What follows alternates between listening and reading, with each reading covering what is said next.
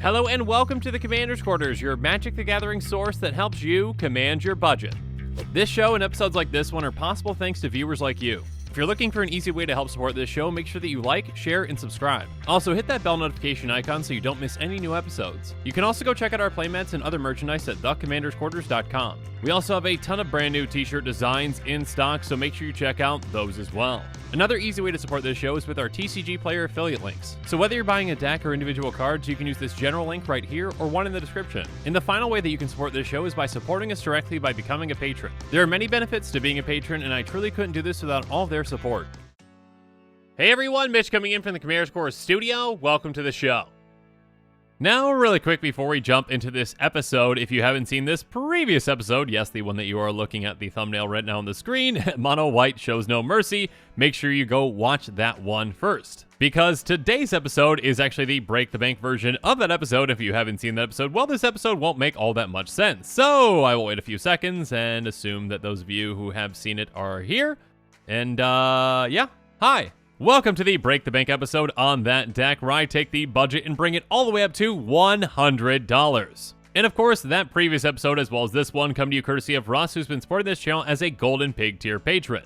I truly can do this without the support from amazing patrons like Russ, so again, Russ, thank you so much. And of course, the deck that Russ chose was a deck built around Elesh Norn focusing on control. A quick reminder, Elesh Norn Grand Cenobite is a 4/7 Praetor with Vigilance that costs 5 white, and it says, other creatures you control get +2/+2, and creatures your opponents control get -2/-2. So yeah, a control build built around this Praetor that is an Anthem and an anti-Anthem can be quite potent. So now with all that said, let's jump into it.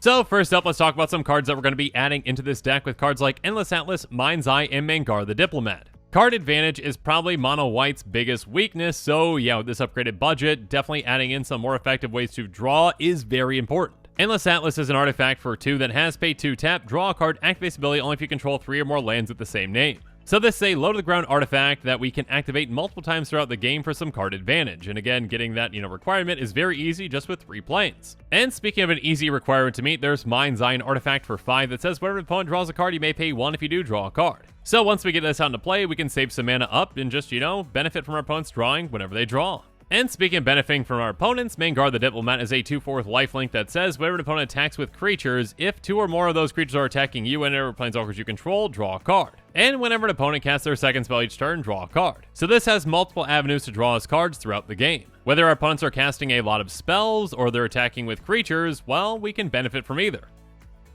But we can also benefit in multiple ways from a card like Court of Grace. When it enters the battlefield, we become the Monarch, and Monarch can be a fantastic way to get us some extra card advantage throughout the game. This deck is great at controlling the board and generally having the biggest creatures out there since our commander is an Anthem and an anti-Anthem, so we can keep the Monarch a lot of the time. On top of that, this also has at the beginning of your upkeep, create a 1/1 white spirit creature token with flying. If you're the Monarch, create a 4/4 white angel creature token with flying instead. And again, keep in mind with our commander's Anthem, that's basically a 3/3 or a 6/6. So yeah, each can be effective though at helping us get the Monarch back or protecting the Monarch while we have it. And speaking of creature tokens, we're also going to be upgrading some of our creature token spells with cards like Finale of Glory and Call the Coppercoats. Finale of Glory is going to make us X/2/2 white soldier creature tokens with Vigilance, and if X is 10 or more, we also create X/4/4 white angel creature tokens with flying and Vigilance. So even without that requirement of meeting, the 10 or more, just getting a ton of 2/2, which are basically, 4/4 with our commander, Vigilant Soldiers, that's huge. And of course, just having a bunch of 6/6 flying and Vigilant Angels is game ending. Speaking of game ending, Call the Coppercoats is an instant with a strive cost of 1 and a white, and it says choose any number of target opponents.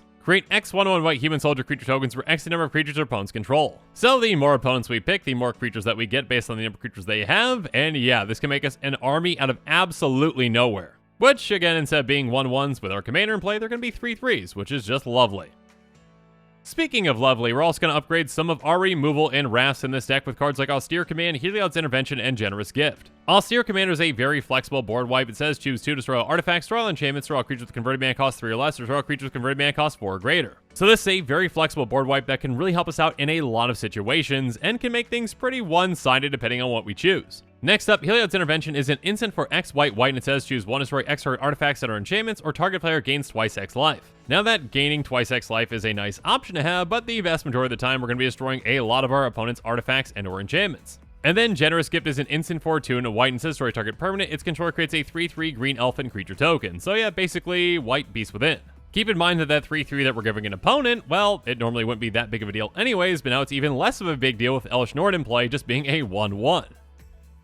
And speaking of Elesh Norn, we can also protect her as well with something like Swiftfoot Boots. It's an equipment for 2 that has equip 1. It says equipped creature has hexproof and haste. So we can swing with our commander right away with this, and on top of that, of course, more importantly, it protects our commander from our opponent's spells. And yeah, not allowing our opponents to target Elesh Norn can be a really fantastic thing. Well, I mean for us, it can be quite frustrating for them. Anyways. Next up, we can also upgrade some of our ramp and our ramp package with Soul Ring, and of course, Wayfarer's Bauble. Soul Ring is an artifact for 1 that has for colorless, so yeah, just an incredibly efficient mana rock. I mean, overly efficient. I mean, it's just efficiency that you never see. But of course, Wayfarer's Bauble is the real star of the show, an artifact for 1 that has pay 2, tap, sacrifice, and search your library for a basic land card for that card on the battlefield, tap, then shuffle. Essentially, turn 2, land ramp for any deck out there, even if you're not in green. Wayfarer's Bauble is around $250 right now, and I would love to see it reprinted many more times to get it back to, well, really budget standards, less than $1, please? Wizards, reprint it. Now, and then again, and again. Okay.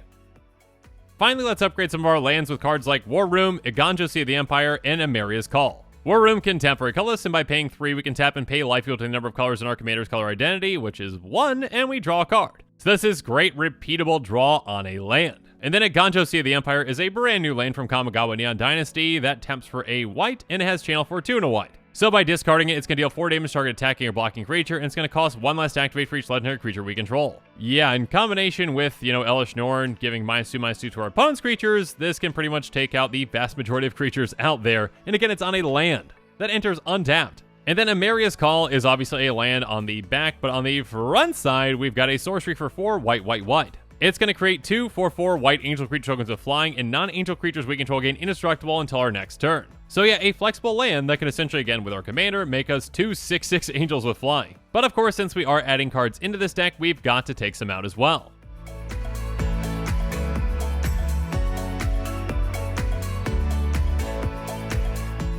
So we're going to be taking out cards like Phyrexian Rebirth, Disenchant, Abolish, a Messy Tome, Arcane Encyclopedia, and Illuminated Folio. Now, I've said this many times before, and I will say it again. Well, just because we are replacing cards does not mean necessarily that they are bad cards. It just means that, there are better options with a higher budget.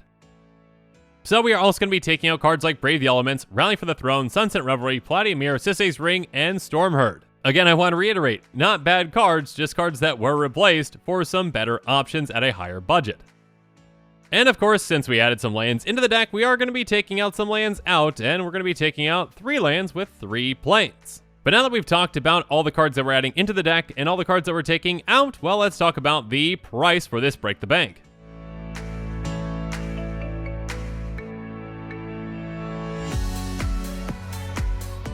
So the estimated cost for this Break the Bank deck comes in under our $100 budget at $99.29. And keep in mind that if you already actually have the basic lands for this deck, well, there's some extra savings there because basic lands are counted into that cost at 10 cents a piece. And of course, if you want some other potential savings, try buying this deck on TCG Player and utilizing heavily played and damaged cards because those cards need a home too. Though do keep in mind that this estimated cost does not include the cost of shipping, which might vary depending upon where you live.